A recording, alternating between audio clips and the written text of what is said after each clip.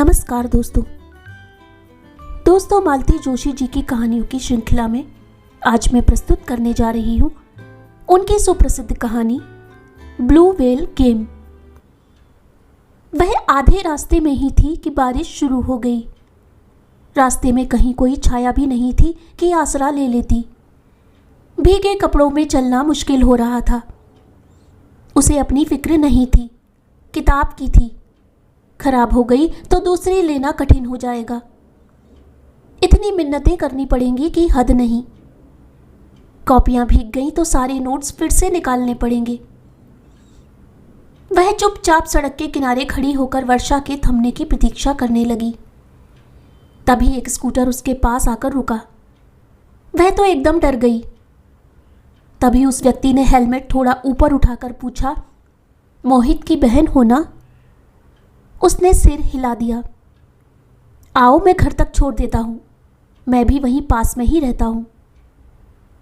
विश्वास करने को जी चाह रहा था पर डर भी लग रहा था। तभी पानी की एक जोरदार बौछार आई और वह फिर एक बार सिर से पांव तक सराबोर हो गई।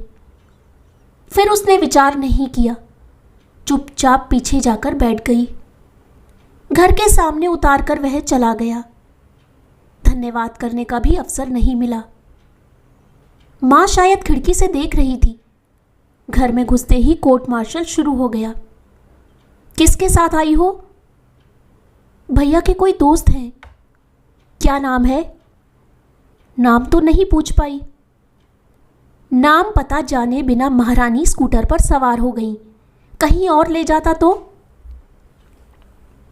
पानी जोर से बरस रहा था और मेरे पास छाता भी नहीं था, इसलिए। तो क्या हुआ? मिट्टी की तो नहीं थी कि पानी में गल जाती। उसे दनादन छींकें आ रही थीं और मां थी कि दनादन बोले चली जा रही थीं। आखिर उसने कहा, मैं जाऊं, कपड़े बदल लूं, बाकी भाषण बाद में दे लेना। उसकी बात ने आग में घी का काम किया। मां और जोर से शुरू हो गई, पर उन्हें अनसुना कर वह कपड़े बदलने चली गई। फिर बाहर आई ही नहीं। पर मां देर तक भुनभुनाती रही। भैया के घर आते ही फिर शुरू हो गई। पता नहीं कौन था, अपने आप को तुम्हारा दोस्त बताकर इसे स्कूटर पर घर छोड़ गया। भैया एकदम आग बबूला हो गए। खबरदार, जो मेरे किसी दोस्त से बात की, दोबारा किसी के साथ देखा तो टांगे तोड़ दूंगा। उसे इतना गुस्सा आया, इतनी सी बात का कितना बड़ा इशू बना रहे हैं ये लोग। ऐसा क्या अनर्थ हो गया? एक भले आदमी ने भरी बरसात में लिफ्ट ही तो दी है। उस दिन का भीगना उसे बहुत भारी पड़ गया, शारीरिक रूप से भी और मानसिक रूप से भी। शाम तक उसे तेज जुकाम हो गया और अगले 2-3 दिन बुखार में तपती रही। बुखार उतरने के बाद भी कमजोरी लग रही थी। स्कूल जाने की हिम्मत नहीं हो रही थी। पर कितने दिन गोल करती? 12वीं का साल था, एक एक दिन महत्वपूर्ण था। 5वें दिन वह स्कूल से लौट रही थी कि फिर वही स्कूटर आकर रुका। घर छोड़ दूं? 2-3 दिन से दिखाई नहीं दी। बुखार हो गया था। खैर, उसका इंतजाम तो तुमने खुद ही कर लिया था। उस दिन मैं जबरदस्ती ना करता तो निमोनिया भी हो सकता था। भले ही हो जाता, पर घर पर डांट तो ना खानी पड़ती। इतनी सी बात पर घर पर डांट पड़ गई। आपके भाई साहब भी तो लड़कियों को घुमाते रहते हैं, उन्हें डांट नहीं पड़ती। उसकी बात को अनसुना करके उसने कहा, प्लीज आप इस तरह बीच सड़क पर मुझसे बात मत कीजिए। किसी ने देख लिया और घर पर चुगली कर दी तो मेरी शामत आ जाएगी। कल को ये लोग मेरा स्कूल ही छुड़वा देंगे। और वह पलटकर चल दी। कानों में वही बात गूंज रही थी, आपके भाई साहब भी तो लड़कियों को घुमाते रहते हैं, उन्हें डांट नहीं पड़ती।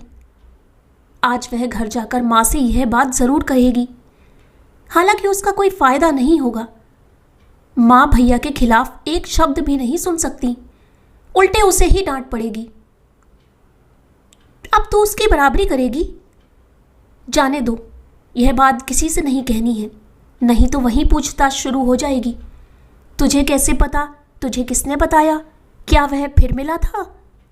और वह बेचारा कितने प्यार से पूछ रहा था, 2-3 दिन से दिखाई नहीं दी।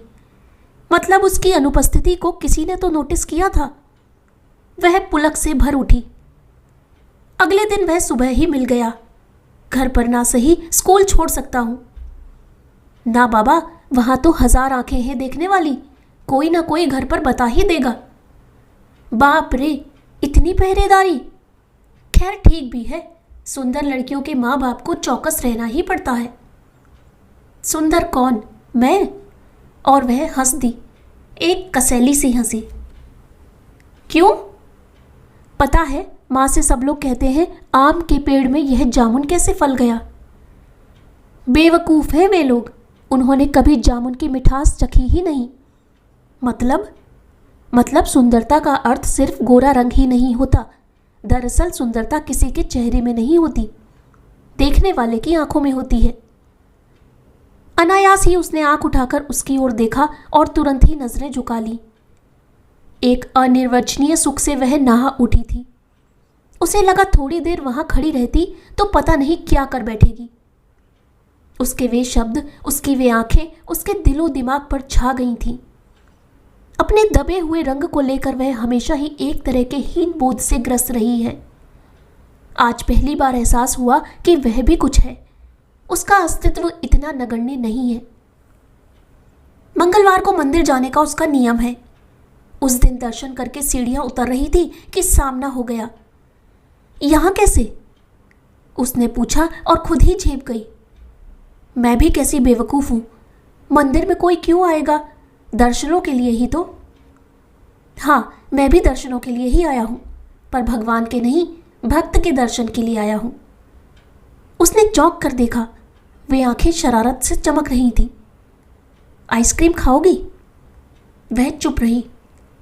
वह बोला, शुरू हो जाओ, कोई देख लेगा, घर पर डांट पड़ेगी। कुछ इस अंदाज में उसकी नकल उतारी गई कि उसका ईगो आहत हो गया, उसका मन विद्रोह कर उठा। चलिए, उसने कहा और दोनों चलकर एक आइसक्रीम वाली गाड़ी के पास खड़े हो गए। आइसक्रीम खाते हुए वह याद कर रही थी कि पिछली बार आइसक्रीम कब खाई थी कि सामने से शब्द आए, इधर देखो। उसने अनायास ही उसकी ओर देखा। वह उससे सट कर खड़ा हो गया और तुरंत एक सेल्फी ले ली। ये क्या कर रहे हैं? इस क्षण को यादगार बना रहा हूं। देखो कितनी सुंदर फोटो आई है। देखा, वह उससे बिल्कुल सटकर खड़ी है और उसे देख रही है। वह जो इधर देखो कहा गया था, उसका यह कमाल था। पर एक बात थी, फोटो में वह बहुत सुंदर लग रही थी। वह मानो हवा में तैरते हुए ही घर पहुंची थी।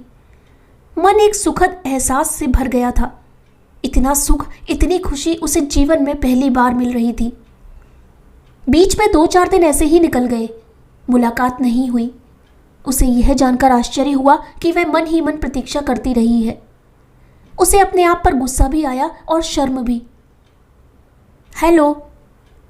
चौथे दिन वह सामने आकर खड़ा हो गया। चाय पीने चलोगी?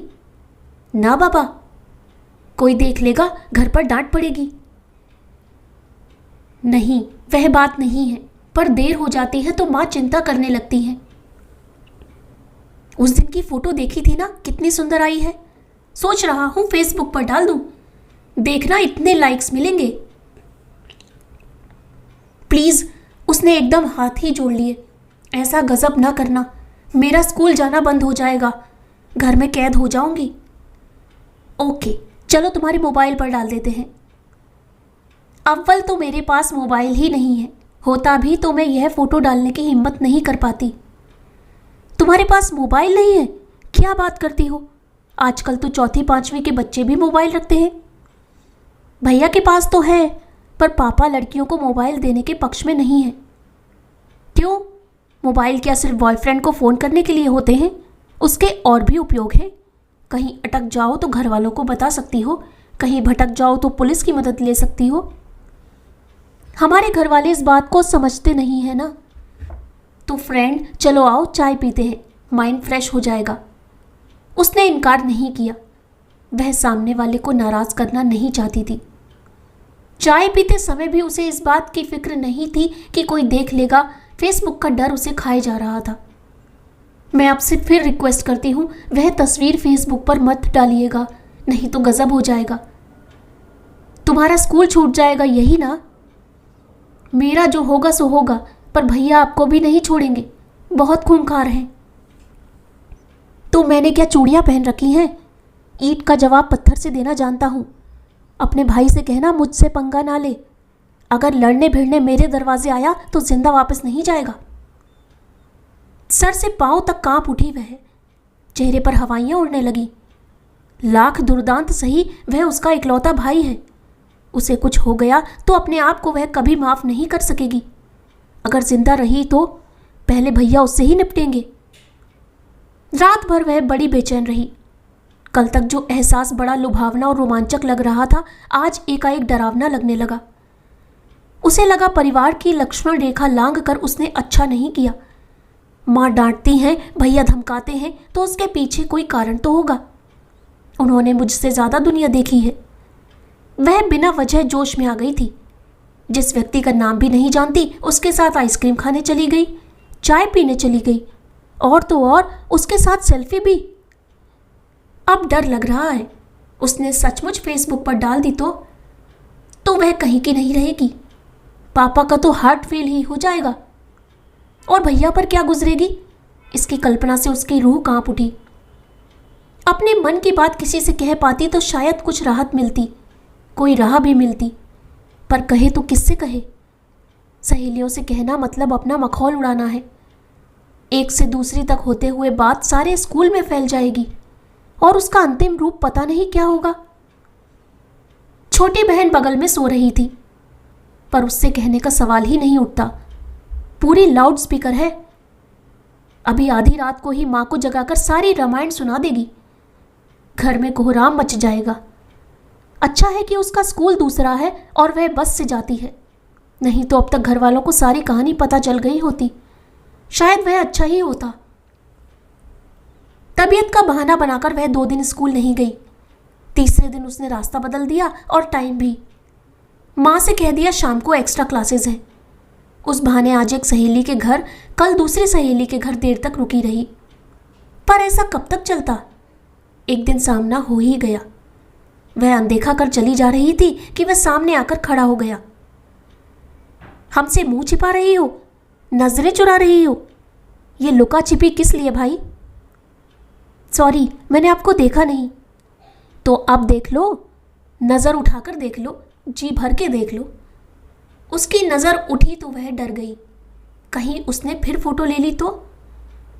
क्या बात है, आज बहुत एटीट्यूड दिखा रही हो। नहीं तो, उसने कहा, पर वह बहुत डर गई थी। एटीट्यूड तो आज वह दिखा रहा था जिससे घबराहट हो रही थी। देखो, हम दोस्त हैं और दोस्त रहेंगे, तो कल शाम हम मिलते हैं 4 बजे। क्यों? उसका स्वर कांप रहा था। काम है, कल बताऊंगा। तो 4:30 शार्प, समझ गई ना? ना आ पाऊं तो? ना आना तुम्हें बहुत महंगा पड़ेगा। ओके, चलता हूं। यह तो सरासर धमकी थी। रात भर वह करवट बदलती रही, सोचती रही, पर समस्या का कोई हल ही सामने नहीं आ रहा था। क्या करे वह? घर वालों से कहे, पुलिस में रिपोर्ट करे, या पंखे से लटक जाए? इस घर में तो आत्महत्या करना भी संभव नहीं है। एक पल को भी तो कमरा खाली नहीं मिलता। पता नहीं रोज रोज इतनी लड़कियां फांसी कैसे लगा लेती हैं। आजकल घर में घासलेट तो होता नहीं है। भैया की गाड़ी से पेट्रोल निकालकर अपने ऊपर छिड़क ले तो, पर हिम्मत नहीं हो पा रही थी। कभी अनजाने में गर्म पतीली या तवा छू जाता है तो प्राण निकल जाते हैं। पूरा शरीर जलने लगेगा तो कैसे सह पाएगी? और अगर बच गई तो जिंदगी मौत से भी बदतर हो जाएगी। वैसे जहर खाया जा सकता है, पर वह किस दुकान पर किस नाम से मिलता है पता नहीं। लोग सल्फास की गोलियां या चूहा मार दवाई खाकर भी आत्महत्या कर लेते हैं, पर कितनी खानी है पता तो हो। अगर मर नहीं पाई तो अच्छा खासा तमाशा खड़ा हो जाएगा। यूं तो वह कुएं में छलांग लगा सकती है, पर शहर में कुआं कहाँ ढूंढेगी? सुबह उठी तो सिर भारी था। स्कूल आज उसने फिर गोल कर दिया। माँ ने पूछा भी और डांटा भी, पर सिरदर्द का बहाना किए वह लेटी रही। 4 बजे वह एक निश्चय के साथ उठी। आज इस एपिसोड को खत्म करना ही है, परिणाम चाहे जो भी हो। उसने माँ से कहा कि वह सहेली के यहाँ नोट्स लेने जा रही है और माँ की अनुमति की प्रतीक्षा किए बिना ही चल पड़ी। वह प्रतीक्षा ही कर रहा था। क्या उसे विश्वास था कि वह जरूर आएगी? That's like a good girl. आओ बैठो। वह मूर्तिवत खड़ी रही। कम ऑन यार, इस तरह सड़क पर खड़ी रहोगी तो जो नहीं देखना चाहते वे भी देख लेंगे। आप मुझे ब्लैकमेल कर रहे हैं, उसने साहस जुटाकर कहा। अरे वाह, तुम्हें यह शब्द मालूम है? आपको क्या मैं इतनी बेवकूफ़ लगती हूँ? तुम मुझे क्या लगते हो क्या बताऊं? पर देखो, दोस्ती में ऐसी बदमज़गी नहीं होनी चाहिए। चलो कहीं चलकर बैठते हैं। मैं तुम्हारे सामने वो फ़ोटो डिलीट कर देता हूँ जिसको लेकर तुमने मुझ पर ब्लैकमेलिंग का आरोप लगाया है। यह कसौटी का क्षण था। क्या उस पर विश्वास कर ले? पर विश्वास किए बिना मुक्ति नहीं थी। वह फोटो उसके पास था, वह उसका कभी भी कैसा भी उपयोग कर सकता था। वह चुपचाप पीछे बैठ गई। उसे घुमाता हुआ वह बहुत दूर की कॉलोनी में ले गया और एक बंगले के सामने गाड़ी रोक दी। आप तो हमारे मोहल्ले में रहते हैं ना? मैं वहीं रहता हूँ। यहाँ मेरा दोस्त किराए से रहता है। आज उसके मकान मालिक सपरिवार किसी शादी में गए हैं, इसलिए अत्यंत कृपावत होकर उसने चाबी मुझे दे दी है। उसने कमरे का ताला खोलते हुए कहा। जब तक वह कुछ समझ पाती वह कमरे के अंदर थी और दरवाज़ा बंद हो गया था। 2 घंटे बाद उस कमरे से जो बाहर निकली वह कोई और ही लड़की थी, शरीर और मन से लुटी पिटी और टूटी हुई। वह सड़क पर असमंजस में खड़ी थी। एक बात तय थी, अब वह लौटकर घर नहीं जाएगी, क्योंकि उसने चलते समय कहा था, मैं जब भी बुलाऊं तुम्हें आना पड़ेगा, नहीं तो आज की तस्वीरें वायरल कर दूंगा। उसने निश्चय कर लिया कि वह यह शहर छोड़ ही देगी। उसने स्टेशन का रुख किया। उसे अंदाज़ा नहीं था कि यहाँ से स्टेशन कितनी दूर है। उसके पास किराए के पैसे भी नहीं थे। पूछते पूछते गिरते पड़ते वह किसी तरह पहुँच ही गई। हमेशा की तरह स्टेशन पर भारी भीड़ थी। शायद कोई ट्रेन आने को थी। प्लेटफॉर्म खचाखच भरा हुआ था। उसे लगा किसी से पूछ ले कि कौन सी गाड़ी है, कहाँ जा रही है। पर फिर उसे लगा कि उसके प्रश्न पर लोग उसे शक की नज़र से देखेंगे। उसके पास कोई सामान भी नहीं है। वैसे भी क्या फ़र्क पड़ता है, उसे तो जाना है। वह भीड़ को चीरते हुए प्लेटफॉर्म के आखिरी सिरे तक चली गई। यहाँ आखिरी डिब्बे रुकेंगे, उन्हीं में चढ़ जाएगी। स्टेशन पर अनाउंसमेंट हो रही थी, पर उस समय वह अपने में ही खोई हुई थी। वह सोच रही थी अगर विदाउट टिकट पकड़ी गई तो उसके साथ कैसा सलूक होगा। भेड़िए तो हर जगह होते हैं, अकेली लड़की तो कहीं भी सुरक्षित नहीं है। अगर कुछ दयावान लोगों ने पूछताछ करके उसके घर खबर कर दी तो, या पुलिस वालों ने सौजन्य दिखाकर उसे घर वापस भेज दिया तो, वह स्थिति तो मृत्यु से भी भयंकर होगी। दूर से गाड़ी की सीटी नहीं, हॉर्न सुनाई दिया। काला विशालकाय इंजन धड़धड़ाता हुआ आगे बढ़ रहा था। उसने एक क्षण घर वालों को याद किया और अगले ही पल पटरी पर छलांग लगा दी। तो दोस्तों, कैसी लगी आपको यह कहानी? अगर कहानी पसंद आई हो तो चैनल को सब्सक्राइब करना ना भूलें। धन्यवाद।